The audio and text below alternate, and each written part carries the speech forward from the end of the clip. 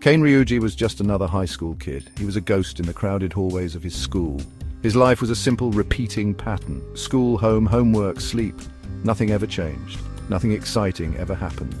He found his only escape in the forgotten worlds of 90s video games. The chunky pixels and simple soundtracks were his sanctuary. They were a refuge from the crushing boredom of modern reality. He preferred the clear rules and predictable enemies of his old console games. In those digital realms, he was a hero. In the real world, he was just Kane, a boy waiting for the final bell. His favorite game was an obscure JRPG called Ethelgard's Requiem. It was a forgotten relic from a bygone era of gaming. The graphics were basic, the story cryptic, but Kane loved it. He spent countless hours grinding levels and hunting for secret items. The game told a fragmented story of gods who fought a terrible war and then disappeared. It spoke of 12 legendary heroes who inherited their will. To anyone else, it was just a silly game. To Kane, it was a world more real and more interesting than his own. A place where purpose was as simple as pressing the start button. This obsession with the past made him an outcast. His classmates were busy with social media and the latest trends. They didn't understand his love for what they called ancient technology. His only real friend, Hiroki, would sometimes watch him play. Hiroki was popular and effortlessly cool, the complete opposite of Kane. He would often tease Kane about his retro hobby, but he never judged him for it. He was the one stable connection Kane had to the real world, a link that kept him from completely disappearing into his pixelated fantasies. Their friendship was a simple, uncomplicated thing, or so Kane thought. Life was a predictable loop. Kane believed his future was already written. He would graduate, get a boring job, and grow old. The epic adventures were for the characters on his screen, not for him. He was content with this arrangement. He didn't ask for more. He didn't want the chaos or the danger that came with a grand destiny. He just wanted to be left alone with his games in his quiet little corner of the world. But the universe has a cruel sense of humor. It loves to take the quietest people and thrust them into the center of the loudest storms.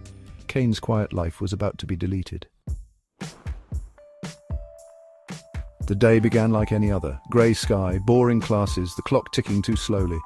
Then the world changed. A solar eclipse was scheduled for that afternoon.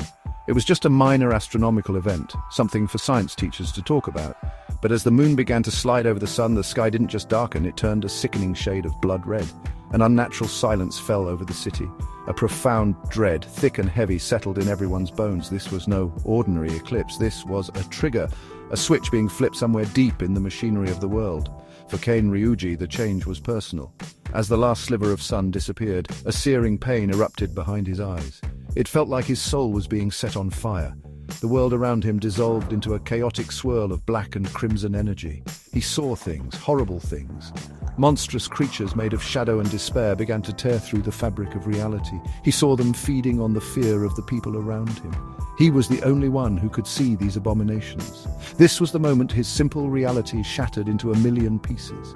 The game was over. A new, terrifying one had just begun. When a shadow creature lunged at a terrified classmate, something inside Kane snapped. Instinct took over. He threw out his hand, and from his palm erupted a chain of pure, dark energy. The chain was covered in glowing, pixelated runes, just like a special attack from his favorite game. It wrapped around the monster and squeezed. The creature dissolved into nothing but black dust and a faint digital static. He had done it, he had fought back. But this power felt wrong. It felt parasitic. It was draining his life force, his very existence, with every use. He had a new power, but it was a curse that threatened to consume him whole. This power was his chrono chain. It allowed him to manipulate causality on a small scale. He could glitch reality. He had two signature moves. Frame skip let him move in short, instantaneous bursts as if lagging through reality. Corruption wave released a blast of energy that could break down the physical form of his enemies, turning them into corrupted data. But every use felt like pulling a thread from his own soul. The more he used it, the more transparent his own body became. He was literally erasing himself from existence to fuel his abilities. This power was a double-edged sword with no handle, only blades. Humanity was not defenseless. The world Kane had just stumbled into had protectors. Long ago, the gods waged a catastrophic war that nearly destroyed everything. When the war ended, the gods were gone, vanished. In their absence, 12 powerful humans inherited fragments of their divine authority. They became the 12 Arcanes. For centuries, they have operated in the shadows, a secret council of godlike beings.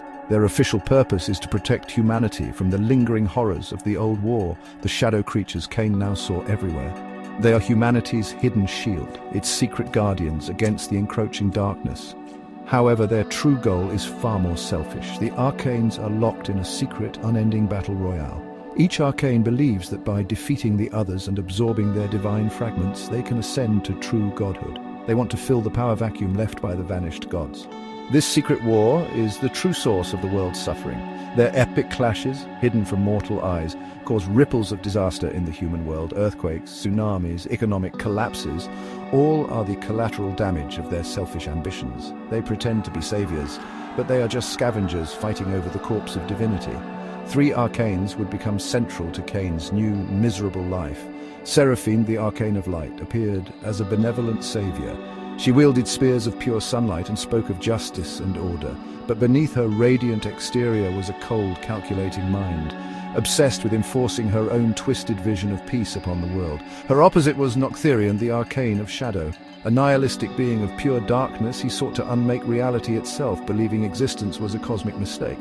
Then there was Ashville, the arcane of knowledge. A neutral observer, he collected information, content to watch the world burn, as long as he could document its final moments. These beings were not heroes. They were forces of nature, walking disasters with their own agendas. Seraphine wanted to recruit Kain, seeing his unique power as a valuable weapon in her quest for godhood. Noctherian wanted to consume him, drawn to the void-like nature of Kain's abilities. Ashfield just wanted to understand him, to dissect his power and learn the secrets he held. Kain was no longer a person. To the arcanes, he was a key, a tool, a pawn in a divine game he never asked to play. His life was now defined by the whims of these monstrously powerful beings. The twists in Kain's life came hard and fast. Each one was a punch to the gut. The first revelation came from his old video game, Ethelgard's Requiem. Ashville, the arcane of knowledge, revealed the truth. The game wasn't just a game, it was a chronicle, a prophecy. It was created by the last surviving god of the Old War as a historical archive. A warning disguised as entertainment. The 12 legendary heroes in the game were the original 12 arcanes. The final boss, the god of nothingness, was a prophecy of what would happen if any one of them achieved ultimate power. Kain's nostalgic escape was, in fact, the blueprint for his own personal hell. The second twist was more personal. It was more cruel. Hiroki, his best and only friend, was not human.